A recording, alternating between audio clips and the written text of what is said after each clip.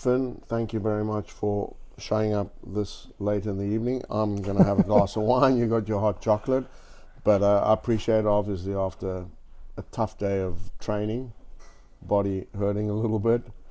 But yeah, that's what off-season training is all about. No, it's been good. But also the fact that you're coming back from injury, surgery in your hip, Yeah. labrum tear, and having done, a full stint in college, where you did very well. It's just great to have you here and a guest on my podcast. Yeah. No, thank you for having me. So I've got the same two questions that I ask everybody. Which are the two people that have, influenced you most in your life? As we know, different people influence at different times. But only one can be a family member. Yeah. I'll start with the family member. Probably my mum. She. Who I've met. Yes. Who you know.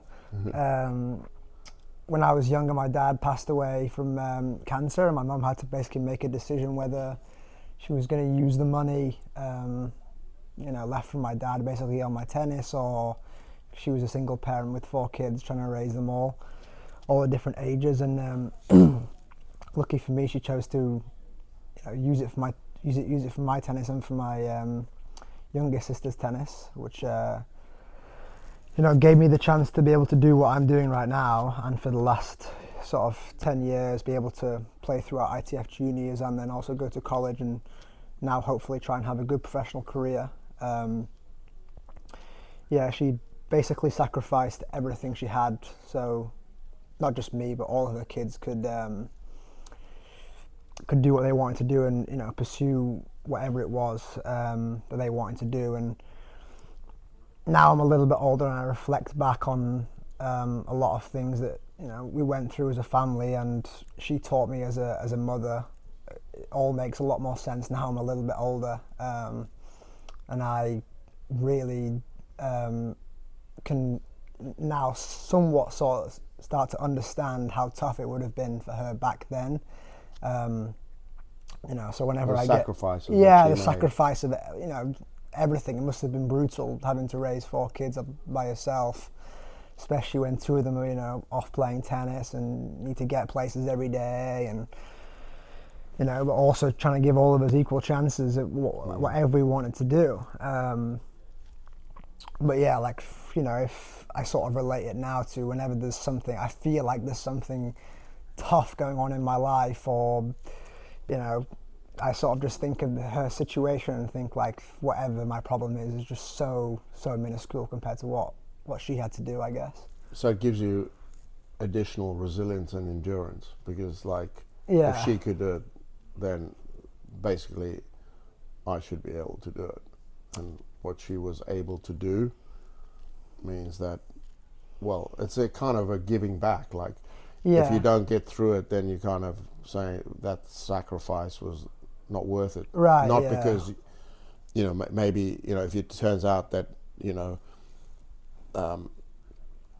you maybe don't get as high as you want to go as a tennis player or something like that, but you've given everything that you've got. So I think it's more about giving everything that you've got rather than having to necessarily, win everything or anything like that.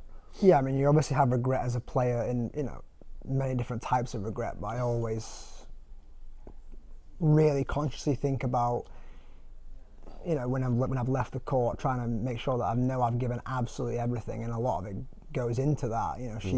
She didn't have a choice to do anything less than 100% because it just wouldn't have worked. So try and sort of replicate her work ethic and hard work that she put into our family. And she's a tough character. She was brought up in Newcastle upon Tyne, in a tough area of Newcastle. So there's been plenty of times when I've been younger and I've been complaining about something or something so small, and she's very quick to just say, you got to just deal with it, you got to get on with it. And I think that's such an important lesson for a young person, that sometimes it's going to be tough and you got to just suck it up. Great. Yeah. Well, a fantastic person, strong woman, And what I do know, the little that I do know, is but seeing how you've turned out and everything like that, and I know your sister's in the States and thriving. Yeah. That essentially, as a parent, you want to feel like that sacrifice was worth it, and Yeah. that your kids have gotten ahead in life and are doing well in life, and I think that's more than ample reward for her. That you've all turned out pretty well. Yeah, we often speak about that. I always used to think about. I always used to think when I was a little bit younger that I want to make this, whatever this, she's given me to be able to play tennis. I want to make it. I want to be able to play at Wimbledon and show her that whatever she did was worth it. But I also, as I've gotten older, came to realise that the life that she's, what she's sacrificed, the life she's given me is set me up pretty well for the next stage of my life, or whatever it's going to be. Same with my sister. Same with all of them. And it's not always about attaining a certain ranking or doing a certain thing. It's all about the journey and and it's the kind of people that you are, and at the end of the day, you chose tennis, and tennis actually opens a lot of doors and a lot of opportunity. Well, you've stepped through one big door, which was American college, and gotten a degree. Yeah. So yes, the tennis that you played in college, was good and you did well, which is great, and set yourself up to have a go at the pros. Yeah. It also was, great to be in college, and I'm sure you had a good time too. Yeah, 100%. Yeah, really good experience to be able to grow in many different areas of your life, not just tennis. Yeah, exactly. Great. And the second person, who would you choose? I'd probably relate it more to my tennis, and I would say my head coach at college, Bobby Reynolds. I would say before I went to college, I was towards the end of my ITF junior career. I didn't do anything really in juniors. I found it very difficult to sort of travel by myself in ITF juniors, like have the self-discipline to be able to do all the little things that you need to be doing to be successful. And I wouldn't say I was a hard worker at all. I was sort of just getting by with whatever talent I had. And when I got to college, it was a big change in the culture of everyday, application of everyday work and working hard and being disciplined and like truly making sure that you're doing everything you can. And I think he showed me where I was and what it was going to take if I wanted to continue playing tennis after college, and said, here you are, and this is what you're going to need to be. It was a big eye-opener for me, with not just the level of tennis, but also the level of work that needed to be put in day out to even have a remote chance of playing tennis after college. And I also think he helped me, had a big influence in not just my tennis, but also who I was as a person. Showed me that a lot of things you do in tennis also relate to how you are as a person. And I didn't really understand that when I was younger, but if you knew me as a junior, I was pretty erratic on the court, but I also was pretty erratic in my life as well. And I think he helped me sort of find a bit more balance in my life, where I could be a bit more I guess just understand myself a little better, and what makes me tick, and sort of why I do things, and how it's affecting me, and that sort of thing. Yeah, I think many players underestimate that by being disorganized off the court, and they underestimate how much stress that actually causes, because you're always chasing your tail, getting to places just on time or not on time, not organizing your studies, and then you're having to study late, and everything always is a pressure around you because you're badly organized. Yeah. And that stress actually affects how you play on 100%, on the court. And until you sort out your off-court life, and I've obviously worked with a lot of pro tennis players, and I'd say in every case, until they started to really sort themselves out off the court, they weren't able to bring their best to the court. Yeah. So it's a huge part of being successful, Yeah. is being able to take care of business off the court as well as on the court. Yeah, I think there's a lot of reflections between who you are as a person and who you are as a player. One of my teammates in college used to say that your personality reflects your game style a little bit, and I think it's actually quite a good point. Like, you can tell a lot about a person with the way they play, I think, and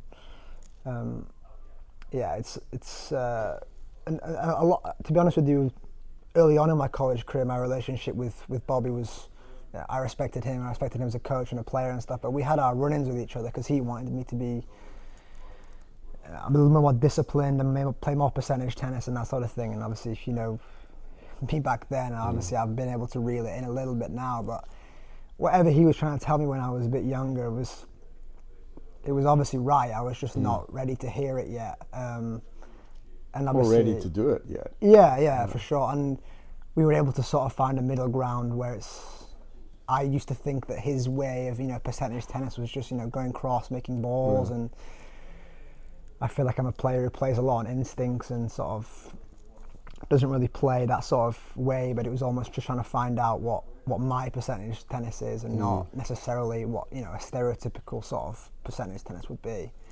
But I think those tough times we had earlier on also made our relationship much stronger as I got older, which was. Well, I mean, I think he wouldn't be a good coach if he didn't tackle those issues, and just because you couldn't handle them at the time doesn't mean that you won't handle them, and you're proof that you can learn how to handle it. And I know this as a coach is you can give the tough messages, and then you just got to be patient and wait for the person to mature and understand what you're saying. But I still think it's quicker than if you don't give the message. Yeah. And I think if you keep giving the message, and especially if the relationship lasts, with you being in college, was it 5 years in total? 4.5 4.5, yeah. That over time, things start to fall into place. Yeah. And that's the persistence that a coach has to have as well. Yeah, I think the cliche thing is that everyone's on their own journey, but it's kind of true. Like, people just understand things at different times, I think, and for me it was just quite late. But yeah, but also I think,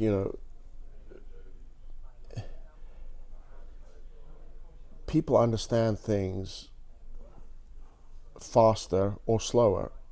So for one player, maybe if you want to do something, say, on their backhand and they get it very quickly, another player just takes 2 years to get it. And then the same two players, one gets a volley really quickly and another one takes 3 years to pick up a volley. Right, yeah. So it's not also one dimensional, that some people get it more quickly than others. Different areas they can get quicker than other areas as well. So it's very complex.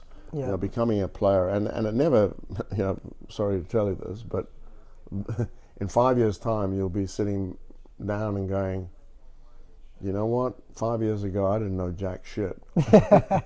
Really.